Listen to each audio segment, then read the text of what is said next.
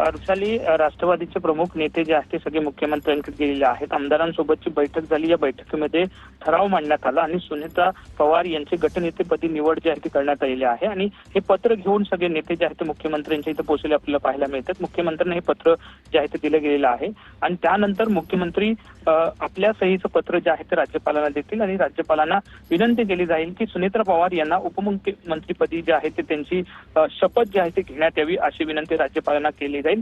मग राज्यपालांकडून निमंत्रण जे आहे ते दिलं जाईल की शपथविधीसाठी या आणि तेव्हा सुनेत्रा पवार यांचा शपथविधी जो आहे तो 5:30 वाजता होईल अशी संपूर्ण प्रक्रिया आहे। यामध्ये आता हे जे पत्र आहे गटनेते निवडीचं पत्र आता मुख्यमंत्र्यांकडे राष्ट्रवादीच्या नेत्यांनी सोपवलेलं आहे। सर्व आमदारांच्या स्वाक्षऱ्या याच्यावर आहेत आणि एकमतानं गटनेतेपदी सुनेत्रा पवार यांची निवड करण्यात आलेली आहे आणि याच संदर्भातलं हे पत्र जे आहे ते आता मुख्यमंत्र्यांना देण्यात आलेलं आहे।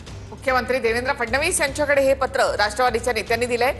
प्रफुल्ल पटेल, सुनील तटकरे, धनंजय मुंडे, छगन भुजबळ, हसन मुश्रीफ, समीर भुजबळ हे देखील यावेळेला वर्षावर आहेत। सुनेत्रा पवारांची गटनेतेपदी निवड झाल्यानंतर ते पत्र मुख्यमंत्र्यांकडे सोपवण्यात आलंय।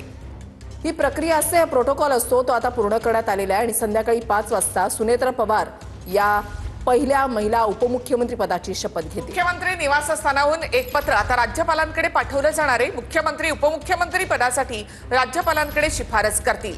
मुख्यमंत्री निवासस्थानाहून एक पत्र जे आहे ते आता राज्यपालांकडे पाठवलं जाणार आहे। ही पुढची प्रक्रिया जी आहे, पुढचा टप्पा जो आहे तो असा असणार आहे।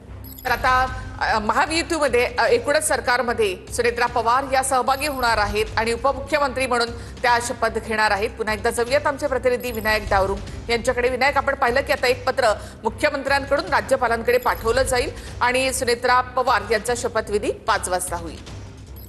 बरोबर निखिला, ज्या पद्धतीने राष्ट्रवादी पक्षाची गट प्रमुखांची आमदारांची जी बैठक झाली त्यामध्ये जो प्रस्ताव मांडला गेला त्या प्रस्तावात त्यानंतर गटनेतेपदी जी निवड सुनेत्रा पवारांची केलेली आहे आणि ते पत्र जे आहे गटनेतेपदी निवड झाल्याचं पत्र मुख्यमंत्र्यांना राष्ट्रवादीच्या प्रमुख नेत्यांनी सुपूर्द केलेलं आपल्याला पाहायला मिळते। त्यामध्ये प्रदेशाध्यक्ष सुनील तटकरे आहेत, राष्ट्रवादीचे नेते आणि खासदार प्रफुल्ल पटेल, मंत्री छगन भुजबळ, माजी मंत्री धनंजय मुंडे जे आहेत ते या संपूर्ण पत्र देताना मुख्यमंत्र्यांच्या निवासस्थानी उपस्थित असलेले आपल्याला पाहायला मिळत आहेत। आणि आपण जर पाहिलं तर हे पत्र मुख्यमंत्र्यांना दिल्यानंतर मुख्यमंत्री स्वतः राज्यपालांना एक पत्राद्वारे माहिती देतील की उपमुख्यमंत्रीपदी सुनेत्रा पवार यांची निवड जी आहे ती करण्यात यावी।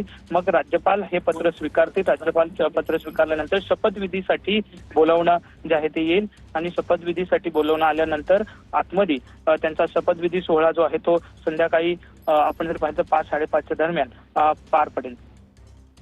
नक्कीच मुख्यमंत्री निवासस्थानाहून आता एक पत्र राज्यपालांकडे पाठवलं जाणार आहे। मुख्यमंत्री उपमुख्यमंत्री पदासाठी राज्यपालांकडे शिफारस करतील।